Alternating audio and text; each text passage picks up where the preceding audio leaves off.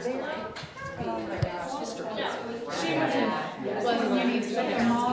many kids? All right. I am here with Jennifer Pope Baker, who is the director of the Women's Fund. And one of the things that's great about the IRT and the Women's Fund is some of the interactive work that we've done. But it really starts, Jennifer, with the fact that a number of the founding mothers of the Women's Fund have also been board members of the IRT.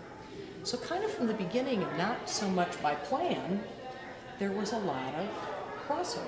Right. And Women's Fund doesn't particularly fund a lot of things with the IRT or plays or anything like that, but we believe arts really help women and girls be in touch with a different part of themselves, and we feel like it helps give them traction in the rest of their lives to enjoy art. And we enjoy bringing the options class here every year to visit with you and have a behind-the-scenes tour.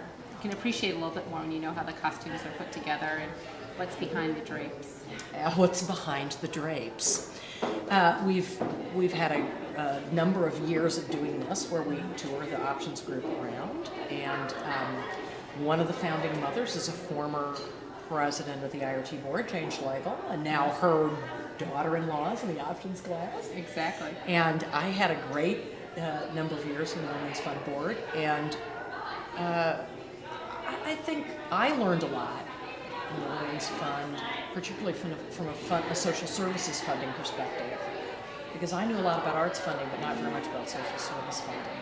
So it also was a great mind expander for me, and I think has given me a different perspective on how we make art, was learning a little bit more about the social service needs, particularly the women and girls in Indiana.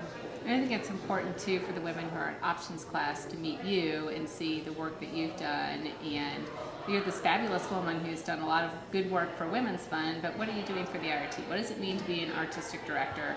What kinds of things are you doing to bring other women along in the community and in the theater as well?